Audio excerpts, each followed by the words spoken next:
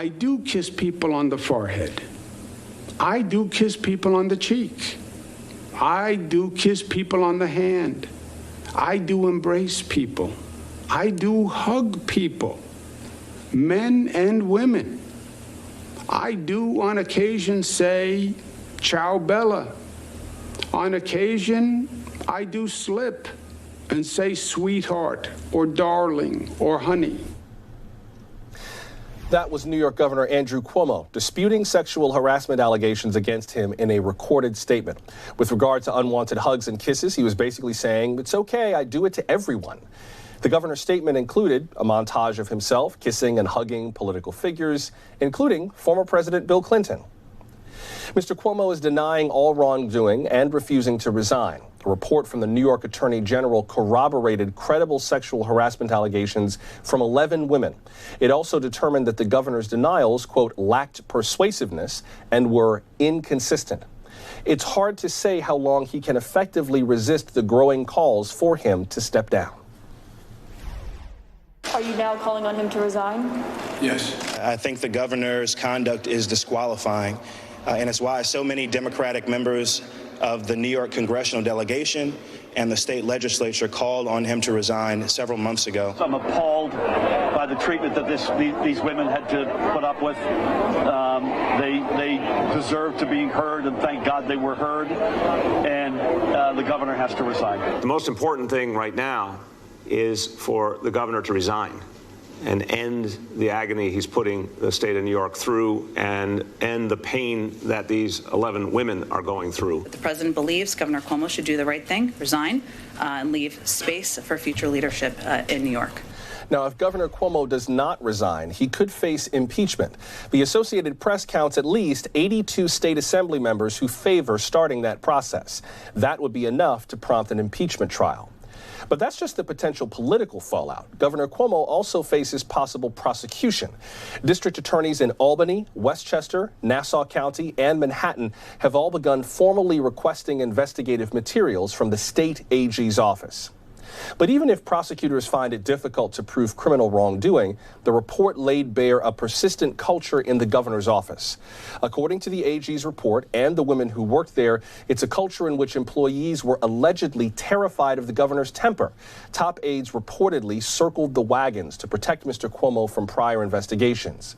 In his video statement yesterday, the governor explained that being tough in his office is both necessary and appropriate. Now, I have always said my office is a demanding place to work and that it is not for everyone. We work really, really hard. My office is no typical 9-to-5 government office, and I don't want it to be. The stakes we deal with are very high, sometimes even life and death. We have to get the job done. I promised you that I would, and I will.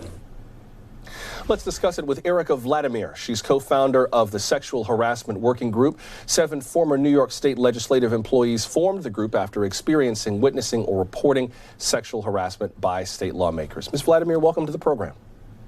Thank you so much for having me.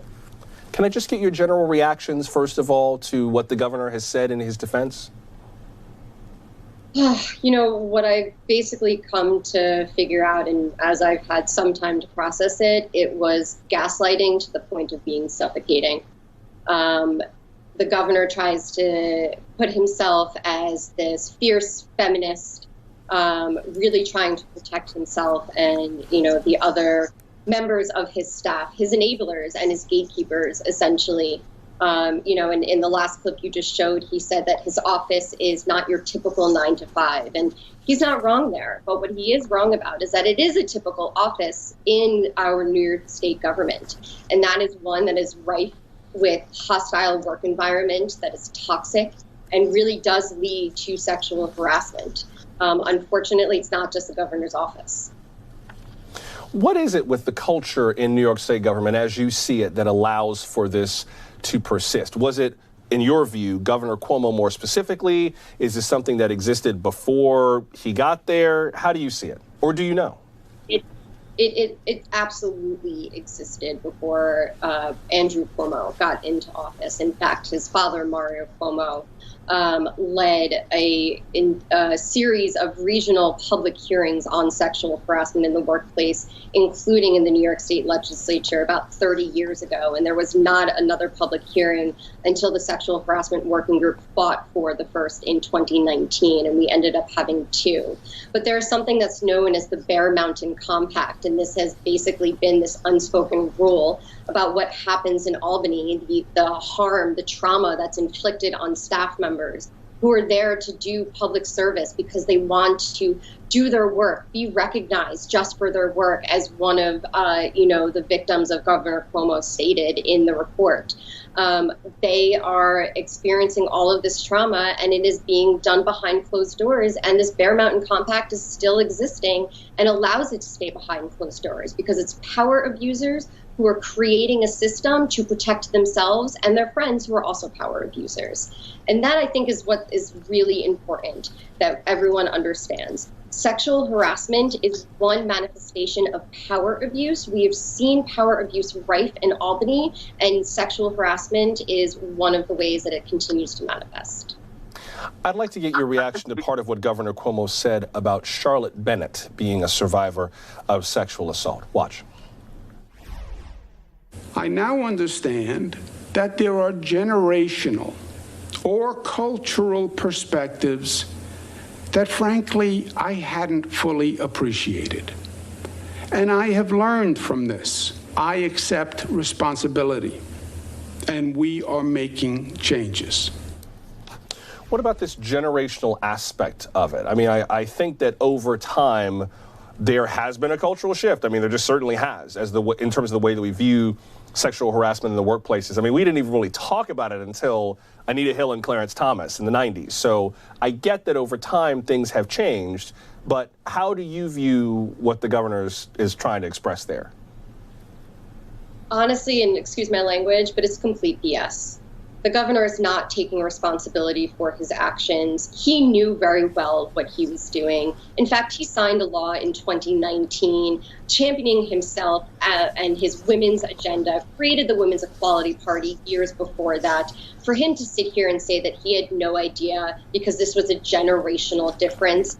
Look, generations ago, this was still not okay. Sexual harassment was not okay a generation, 2 generations ago. What has changed is that we are now finally speaking up and looking to hold these sexual harassers, these serial abusers, accountable. But sexual harassment was never okay, and the governor knew this. He knew this when he signed the law in 2019. He knew this when he was inflicting the trauma on Charlotte and all of the other women who came forward. So let's talk about what happens from here. First of all, with the governor, and then more broadly. The AP says that there are enough lawmakers, apparently by their count, in the New York State Assembly to impeach the governor. That, of course, would prompt an impeachment trial in the state Senate. The New York Times editorial board has called on Governor Cuomo to resign. They are certainly not among the only ones who have called for him to resign. What impact do you think his resignation would have? I know there had been polls in the past that showed, we don't want him back as governor, but it didn't seem like New Yorkers were bent on getting him out of office immediately, at least at the time before this report came out. What do you think in terms of resignation? What impact that would have? I think the impact immediately, we would feel it, and some people would feel and even call it a reckoning. And look, it certainly opens the door for New York State to finally change the way that we hold power abusers accountable, or that we even start holding power abusers accountable once we actually see that they are, abusing their power, abusing their staff.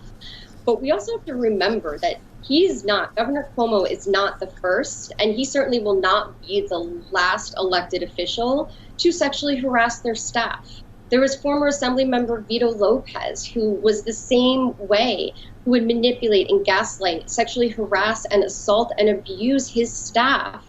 And he finally was forced to resign because people like Governor Cuomo at the time were saying that he should be expelled if he wasn't going to resign. And then this continued to persist in the assembly. I myself came forward against a former state senator. There are other state senators who have been sexual harassers as well. Governor Cuomo is not the only sexual harasser that exists in New York State government. And so while getting him out, making sure that he either resigns or frankly gets impeached, because that is the responsibility of the assembly if he will not resign, that's not where everything starts and ends. We need to move forward and change the laws to make sure that we can hold power abuses accountable. And very briefly, before I have to let you go, for people who may watch this and they're in positions of power, government or otherwise, they go, oh my God, this could be happening where we are. And I don't necessarily see it, but this could be happening in the halls of power where I am. What's the first thing you would like to see them do to make an impact on that? Before we go, briefly.